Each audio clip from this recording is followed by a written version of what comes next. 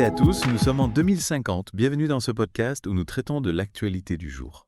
Eh oui, ça bouge en ce moment. On peut le dire, on a vraiment l'impression de vivre dans le futur, entre la fusion nucléaire qui devient une réalité et les vêtements solaires, on n'arrête pas le progrès. Ah, c'est sûr. Et puis, on voit des initiatives incroyables partout dans le monde.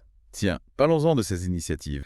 À Marseille, par exemple, le réacteur Demo 2.0 fête ses 5 ans aujourd'hui. Déjà, Ouh, oui, et il alimente déjà plus de 2 millions de foyers. C'est fou, non? c'est incroyable. Comme le temps passe. Et dire qu'il y a 25 ans, en 2025, beaucoup doutaient que la fusion nucléaire puisse un jour devenir une source d'énergie viable. Ah oui, c'est vrai. Je me souviens, à l'époque, l'Union européenne a investi massivement dans la recherche de la fusion, mais il y avait pas mal de sceptiques. Oui, les défis étaient énormes.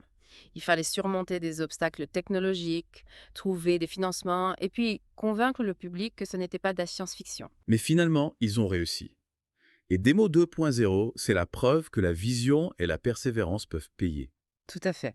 C'est une véritable réussite qui ouvre la voie à une nouvelle ère énergétique. Complètement. Et en parlant d'énergie, vous avez vu ces vêtements solaires, les SolarWear. Ah oui, incroyable, n'est-ce pas? Imaginez, on peut recharger nos appareils juste en se promenant au soleil. C'est dingue. Fini les batteries externes et les prises électriques partout. On devient nous-mêmes une source d'énergie. Exactement. Et puis, ces nanopanneaux solaires intégrés aux vêtements sont tellement discrets qu'on ne les voit même pas.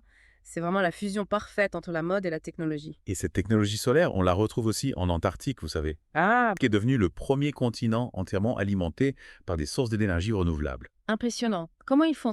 Il exploite le potentiel éolien et géothermique du continent. Ah oui, bien sûr. Avec tous ces vents et l'activité volcanique, ça a du sens. Excellente nouvelle pour la lutte contre le changement climatique. C'est la preuve que la transition énergétique est possible, même dans des environnements extrêmes. C'est vraiment encourageant. Et on voit aussi de belles initiatives dans le domaine de l'urbanisme durable. Ah oui, comme Ocean City, au Japon. Exactement. Une ville flottante qui produit plus d'énergie qu'elle n'en consomme. 150% pour être précis. Oui, c'est ça. Vous imaginez des turbines sous-marines qui transforment la force des courants en électricité. Et la ville exporte même son surplus d'énergie. C'est une solution vraiment audacieuse, je trouve, pour faire face à la surpopulation et à la montée des eaux. Ah oui, complètement. Et puis, il y a aussi ces arbres bioniques, vous en avez entendu parler? Oui, oui, c'est fascinant ce marin. Ces arbres ont une efficacité photosynthétique 6 fois supérieure à celle des arbres naturels, Incroyable, hein? Mais comment ils font ça? grâce à la modification génétique et aux nanotechnologies. Les scientifiques ont réussi à optimiser la capture de la lumière solaire et la conversion en énergie. C'est génial, beau. Et les applications sont nombreuses, vous savez, capture du CO2, production de biocarburants et même création de microclimats. Waouh, on n'arrête pas le progrès.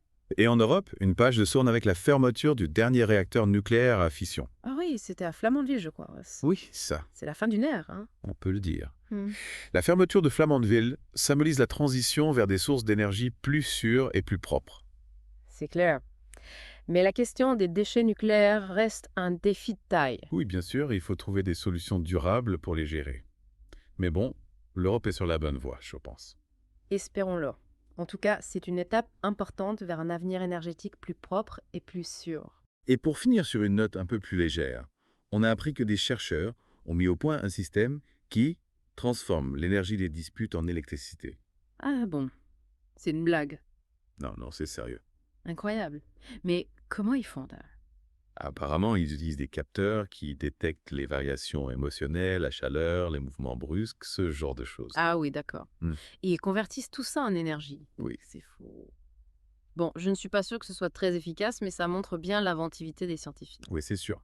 Et puis, ça nous rappelle que l'énergie est partout, même dans nos disputes. C'est vrai, il suffit de savoir la capter.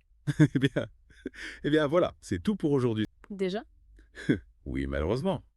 Mais on se retrouve très vite pour un nouveau tour d'horizon des innovations qui façonnent notre monde.